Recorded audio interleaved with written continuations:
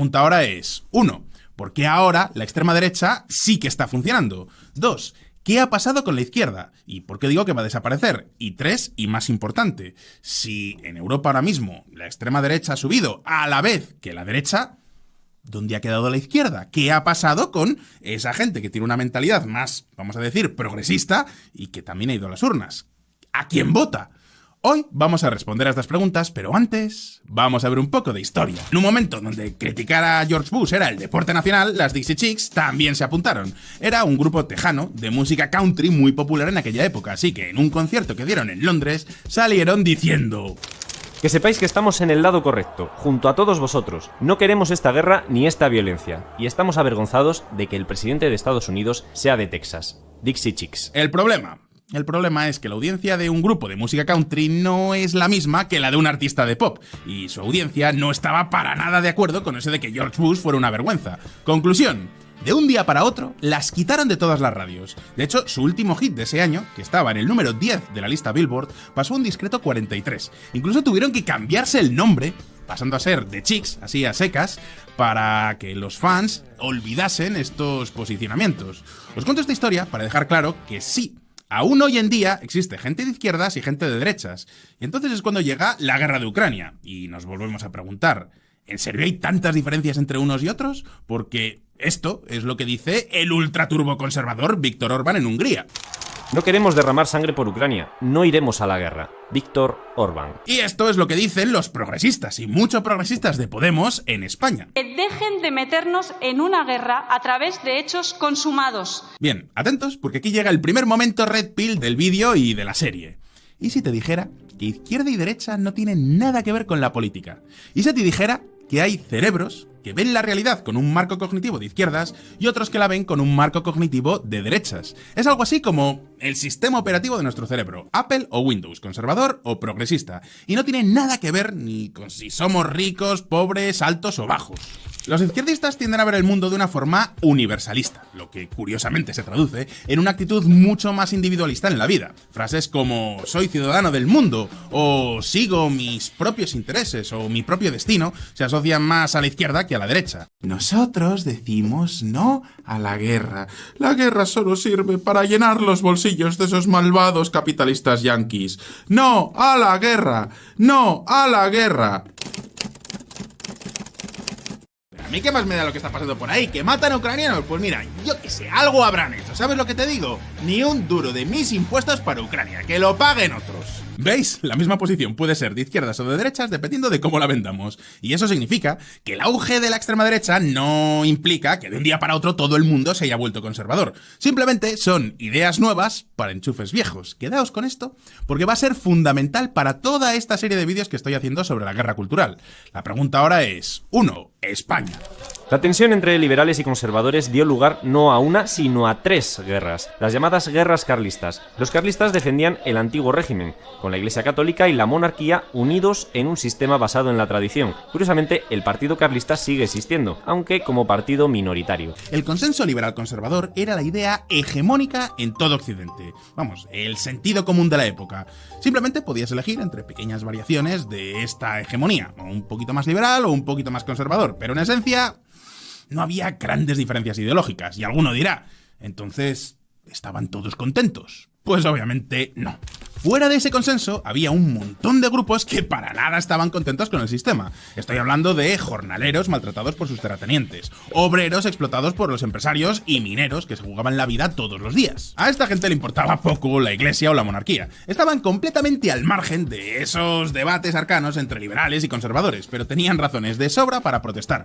Protestas, por supuesto, antisistema, que en muchos casos eran violentas y que se respondían con más violencia. ¡Cállate! ¿Vale? ¿Quieres callarte? ¡Oh, aquí vemos la violencia inherente al sistema! ¡Que te calles! Uy, venid a ver la violencia inherente al sistema. Pero no penséis que estas protestas estaban bien organizadas, ni muchísimo menos. Los primeros movimientos obreros ni siquiera tenían conciencia de ser movimientos obreros. Eran grupos completamente dispares, anarquistas, socialistas utópicos, gente que sabía lo que no les gustaba, pero que no tenían claro por qué lo querían reemplazar, hasta que llegó un hombre. Y sí, aquí es cuando entra en escena el señor Karl Marx. En realidad, Marx no era el único. De hecho, escribió junto a Engels, que yo siempre he pensado, pobre hombre. O sea, creas una teoría política y te quitan del nombre así Porque patatas, ya lo podrían haber llamado marxengelismo, ¿no? Proletarios del mundo, uníos. Manifiesto comunista, Karl Marx y Friedrich Engels. En cualquier caso, para que os hagáis una idea, incluso la palabra comunista tenía un significado distinto al actual.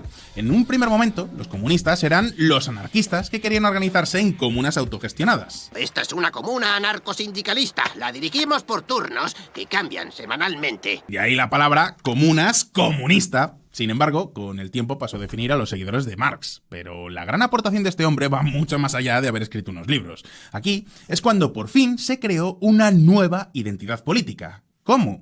Por un lado tenemos a los jornaleros del campo, por el otro trabajadores en las fábricas y por el otro lado a los mineros. Y así a otros tantos grupos desconectados entre sí pero con problemas similares. Así que los aglutinamos en torno a un significante vacío. Un significante vacío es una palabra a la que le dotamos de un nuevo significado. En este caso, la clase obrera o los proletarios, llamados así, porque era gente que tenía mucha prole, es decir, muchos hijos para que les ayudaran en el campo, en las fábricas, donde fuera. ¿Y cómo se define este significante vacío? Pues por contraposición a un antagonista, en este caso, la burguesía capitalista. Quedaos con esta imagen porque va a ser fundamental a través de toda la serie de vídeos. Este es el esquema básico de cómo se crea una identidad política, algo fundamental. Y así es como nació el fenómeno político más relevante de todo el siglo XIX y XX, el socialismo, que por supuesto tiene un montón de ramificaciones. Ahora bien, todas las distintas versiones del socialismo tenían dos cosas en común. Hablaban de los problemas reales de la gente y suponían una amenaza real contra el sistema. Pensad que los obreros se organizaban en sindicatos que cada vez tenían más poder. Las empresas tenían auténtico pánico a las huelgas. Concretamente, una de las huelgas más famosas fue la del 1 de mayo de 1886 en Chicago. Los altercados entre policía y sindicalistas se saldaron con 7 policías y 4 civiles muertos, junto a 170 heridos. Desde entonces, el 1 de mayo se celebra como el Día Internacional del Trabajador. Podemos dividir a los socialistas en dos grandes ramas: comunistas revolucionarios, que quieren acabar con el capitalismo de forma violenta, y socialdemócratas, que tienen los mismos objetivos, pero quieren lograrlos mediante la participación democrática. Así es como empiezan a surgir partidos socialdemócratas en toda Europa e incluso en los Estados Unidos. Ojo, cuando pensamos ahora en un socialdemócrata, nos viene a la cabeza alguien pues como esto. Pero los socialdemócratas originales se parecían más a esto otro y su discurso era mucho más radical. Sin el colapso del capitalismo, la expropiación de la clase capitalista es imposible. Y la pregunta ahora es, ¿cómo puede sobrevivir el socialismo sin la clase obrera? ¿Es este el fin de la izquierda? Pues no exactamente. Ahora mismo lo vamos a ver. La revolución como producto. Como diría un comunista de los de antes, el capitalismo es muy efectivo a la hora de crear productos. Allí donde hay una demanda, no os preocupéis que surgirá alguien dispuesto a satisfacerla. ¿Recordáis que os decía que ser de izquierdas y de derechas no tiene nada que ver con tu clase social, sino con tu cerebro? Pues bien, muchos burgueses, por muy burgueses y mucho burgueses que sean, tienen una mentalidad progresista. Y los hijos de estos burgueses no querían privarse de su propia experiencia revolucionaria. Siéntete como el Che Guevara por un día, y alguno dirá, ¿pero qué clase de problemas puede tener el hijo de un diplomático francés que está estudiando en la Sorbona de París? Pues yo tampoco lo sé, pero como dirían los Sex Pistols... No sé lo que quiero, pero sé cómo conseguirlo. Vale que esta canción es posterior, pero cristaliza muy bien el espíritu de lo que fue mayo del 68 en Francia. La protesta de un centenar de estudiantes que ocuparon el campus de la Universidad de París-Nanterre encendió la mecha de lo que se convertiría en un amplio movimiento político y social especialmente intenso en Francia. A estas primeras revueltas se unieron las manifestaciones de obreros reclamando mejoras materiales y salariales que llegaron a paralizar el país con la huelga general del 13 de mayo. De repente, los jóvenes franceses paralizaron el país. ¿Y qué reclamaban? Pues derechos tan inalienables e indiscutibles como... Debajo de los adoquines está la playa.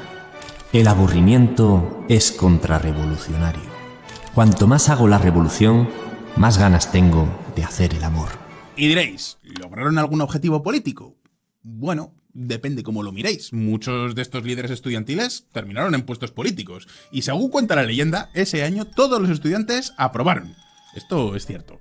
Y el gobierno de derechas adelantó las elecciones para volver a ganarlas. Vamos, que la sociedad francesa pasaba absolutamente de esta gente. Eso sí, atención mediática toda la del mundo. Eran el producto ideológico perfecto, la historia que todo medio de izquierdas del mundo quería contar.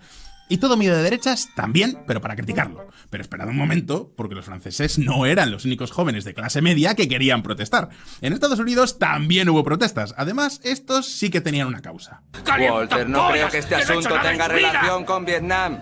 Exacto, la guerra de Vietnam, que dejó una herida muy importante en Estados Unidos. Entre 1964 y 1973, 2,2 millones de jóvenes fueron llamados a filas. Y como os podéis imaginar, a esos jóvenes no les hacía la más mínima gracia irse a la picadora de carne que era Vietnam. Así que ahí no hubo protestas durante un mes. Es que fueron protestas continuas durante años, y estas protestas generaron toda una contracultura nueva. Y ya sabéis que si algo saben hacer los gringos es crear productos mejor que nadie, porque la experiencia de revolución es un producto atractivo como pocos. Y en este sentido la revolución hippie no tenía fondo, pero sí tenía una forma fantástica. Es más, a diferencia de los movimientos obreros, los hippies sí crearon una moda de vestir con una música fantástica y los mejores eslóganes del mundo. ¿Había algo de fondo? Iban, pues no sé, contra el sistema y el capitalismo, supongo, y la opresión y todas las cosas, ¿no? Eso sí, como experiencia de conviértete en Che Guevara por un día,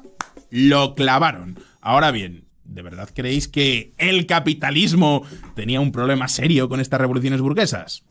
Pues no. Para nada. De hecho, la principal consecuencia de estos movimientos fue... Macán, escúchame, necesitamos una nueva campaña publicitaria, algo más acorde a los tiempos de hoy en día. Los jóvenes de ahora quieren algo más idealista, ¿sabe usted? Quieren sentirse revolucionarios. Pero no quiero nada de melenudos tomando drogas, ¿me ha entendido? Somos Coca-Cola después de todo. Tranquilo, jefe, tengo exactamente lo que necesita.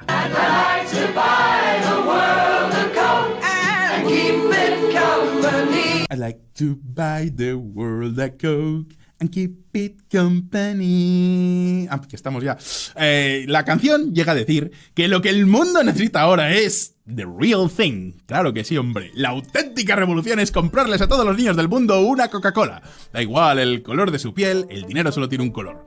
Como podéis ver, el sistema estaba realmente aterrado ante el rugir revolucionario de los hippies y mientras tanto, los votantes seguían votando a la derecha. Amigas, amigos, amigues, el orgullo LGBT+ está en peligro y con él todas las causas ecologistas. La izquierda progresista está en claro retroceso. Los social justice warriors están perdiendo la guerra cultural. Atentos. El 2 de junio de 2024, Filadelfia celebraba una marcha del orgullo. Sin embargo, se produjeron altercados por parte de quien menos os esperaríais. Sí, la comunidad LGBTQ+ están peleando entre ellas debido a que tienen gustos ideológicos opuestos. No hay orgullo en el genocidio. Los activistas pro-palestinos chocaron con los activistas LGTB+ por razones obvias. O tal vez no tan obvias. Mientras los grupos de los verdes y los liberales se desploman.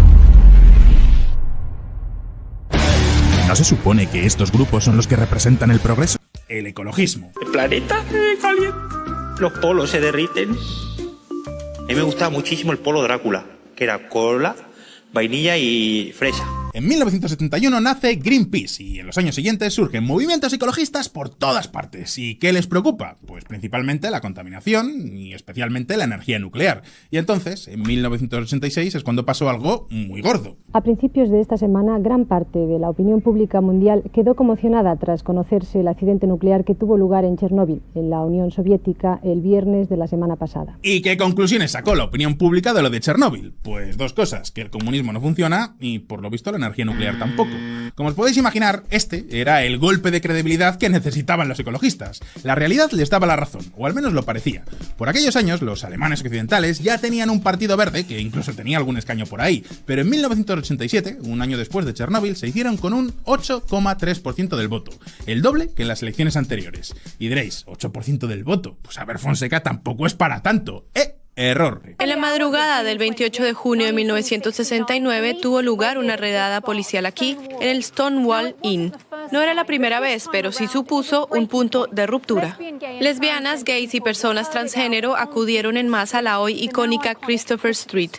Piedras y botellas cruzaron el cielo en unas protestas que duraron varios días. Poca broma, este fue el inicio de lo que yo considero que es el movimiento político más exitoso de los últimos 60 años. Y no exagero para nada. Pensadlo así, en menos de una generación hemos pasado de discriminación absoluta contra el público LGBT a que ahora todas las empresas de Occidente se pongan banderitas arcoiris para quedar bien.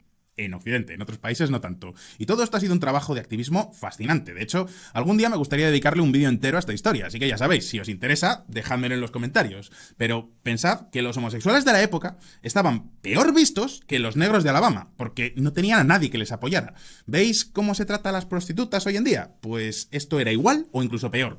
Hasta 1973, la OMS consideraba que la homosexualidad era una enfermedad mental. De hecho, en algunos países como Rusia, todavía llaman a los homosexuales pederast. Y claro, nadie quiere que un pederast campe a sus anchas. Así que la homosexualidad era un delito y estaba muy perseguida. Y alguno dirá, pues ya ves qué problema, podían llevarlo en secreto. El hecho de llevar algo tan importante como con quién te emparejas en secreto te condena a la marginalidad más absoluta. De hecho, los primeros clubes gay de Nueva York, incluido el Stonewall, eran propiedad de la mafia italiana. Y por supuesto, la causa gay no tenía simpatía entre la derecha, pero tampoco creéis que la tenía entre la izquierda. Cuando esta izquierda posmoderna y woke ha llegado al poder, han terminado decepcionando a propios y extraños. ¿Queréis un ejemplo? España. España ha llegado a tener una ministra, que era Irene Montero, que enarbolaba todas estas banderas. Por ejemplo, ¿cuál fue la respuesta española al movimiento Me Too? Pues fue la llamada Ley del Solo Sí es Sí. El solo sí es sí, el hermana yo sí te creo, por fin se convierte en una ley. España es, desde hoy, un país más libre y un país más seguro para todas las mujeres. Irónicamente, esta ley, que estaba pensada para perseguir a violadores, se ha traducido en más de 1000 rebajas de condenas y decenas de violadores que han salido de la cárcel. ¿La razón? Pues que la ley estaba mal redactada, y algo parecido ha ocurrido con la ley trans. España aprobó una ley que iba a ser la vanguardia de los derechos trans, una legislación que permite que cualquiera, sin necesidad de ningún documento médico, pueda cambiarse de género en el registro civil. Y ojo, es verdad que esta ley responde a una de las demandas más urgentes del colectivo trans. Pensadlo así, si estás transicionando hacia mujer, pero toda tu documentación es de hombre, ¿quién te va a contratar? O sea, imaginad todos los problemas que no tendríais con la administración pública. Los únicos con los que me he sentido discriminada y mucho es con los funcionarios. Ahí lo tenéis, otra víctima de los funcionarios. En esto creo que todos podemos empatizar con las personas trans, sobre todo en España. Pues bien, para solucionar este problema burocrático, España creó la ley trans. Una ley que, de nuevo, permite que cualquiera pueda cambiarse el género en el registro. El problema es que el diablo está en los detalles, pero por lo visto, perderse en los detalles para este tipo de gente pues debe ser de turboneoliberales fascistas. Conclusión. En apenas un año, desde que salió la ley trans, 37 personas han cambiado ya de sexo, todos ellos de masculino a femenino, aunque hayan mantenido su nombre y su estado civil. ¿Para qué? Presuntamente, estos funcionarios se han cambiado de sexo porque quieren conseguir ascensos, promociones internas, incluso cambios de rango siendo mujer. ¡Ojo! Que nadie piense ni por un momento que esto es un alegato en contra de los derechos trans. Para nada. De hecho, ¿de verdad esto tiene algo que ver con los derechos trans? Pensadlo así. Esta ley parte de la base de que el género es algo que se puede elegir, lo que llaman la autodeterminación de género, que es una idea bastante woke. Esto explica también la existencia de esa gente no binaria, los gender fluids o personas con una identidad de género disidente. Ahora bien, ¿de verdad creéis que esto tiene algo remotamente que ver con los problemas reales que viven las personas trans de verdad? Pues, por ejemplo, esto es lo que dice una persona trans. El género tú lo contemplas como una construcción social, la transexualidad no se puede dar en la sociedad. Bueno, pues ya he quitado las banderas, porque con todo esto que os he contado es fácil entender por qué la izquierda posmoderna, esa izquierda woke, está perdiendo toda su legitimidad, y con ella la izquierda en general. En Francia, los socialistas han dejado de ser un partido de gobierno. En España, las formaciones de derechas son ya las preferidas en los segmentos más jóvenes de los votantes. E incluso aquí, en República Checa, el partido que ha recogido este tipo de reclamas, el Partido Pirata, que vale, no es el típico partido de izquierdas, pero en este tema concreto es como si lo fuera, también se la ha pegado en las últimas elecciones. Y como veis, culpar de todo esto a la desinformación o a los malvados youtubers que corrompemos a la juventud es un análisis simplista a más no poder. ¡Ojo! Con esto no estoy diciendo ni que los derechos de las minorías sean malos, ni que a partir de ahora vamos a volver a una sociedad intolerante con campos de concentración para homosexuales. Esto no es Chechenia. Ahora bien, el wokeismo como sistema ideológico sí que se está convirtiendo en algo radioactivo. De los creadores de "nosotros inventamos la auténtica democracia" llega "nosotros traemos a Greta Thunberg al Parlamento Europeo y somos más verdes que los verdes, porque estamos a favor de lo bueno y en contra de lo malo". Y diréis, ¿pero qué es lo bueno? Pues mira, si no lo defienden los democristianos, puedes tener tus dudas. Pero si lo defienden, entonces seguro que es lo bueno. España es una de las pocas excepciones en Europa donde los socialistas tienen la hegemonía cultural. Pero si estáis viendo este vídeo desde España, ya sabéis que con Pedro Sánchez hablamos de un socialismo muy democristianos. Vamos, que las elecciones van camino de convertirse en... A la fiesta de la urna, dices. Un día muy bonito, sí. Cada 4 años nos juntamos todo el pueblo, hay piperrada y baile y metemos un papel donde pone PNV en una urna. Allí es tradición. Y eso explica que todos los analistas políticos estén tan confusos últimamente, porque... sí, es verdad que la extrema derecha está subiendo como la espuma en toda Europa, porque los democristianos tienen muy claro que la vida humana es sagrada, no como los socialdemócratas que defienden la muerte y la destrucción. Y así podemos encontrarnos discursos tan increíblemente vacíos como este. Atentos, esto es lo que decía Ursula von der Leyen en un debate para las últimas elecciones europeas de este año 2024. Y esta es su visión sobre el futuro de Europa. Porque estamos a favor de lo bueno y en contra de lo malo. A medida que crece la extrema derecha, también crece la derecha democristiana. Continúan siendo la primera fuerza en el Parlamento Europeo y ahora, en Alemania, lideran las encuestas. Y ojo, porque lo mismo pasa en España. Dicho de otra forma, que en Europa existe un discurso hegemónico, pero no es socialdemócrata ni socialista, es democristiano. Aunque a la vez, la democracia cristiana sea cada vez menos cristiana y menos democrática. Conclusión. En el primer vídeo de esta serie os contaba cómo la socialdemocracia está en caída libre. En el segundo os decía que el intento de la izquierda de renovarse y crear un discurso más posmoderno y más woke ha sido un fracaso estrepitoso. En el vídeo de hoy os he explicado cómo la derecha clásica ha conquistado la hegemonía política. ¿Y de qué voy a hablar en el próximo vídeo? Pues sí, del nuevo antagonista que están haciendo contra esta hegemonía democristiana. Y sí, esa es la extrema derecha, pero de todo esto hablaremos en el próximo vídeo. Mientras tanto, vamos con vuestra sección favorita del canal. ¡Vamos con OnlyFans!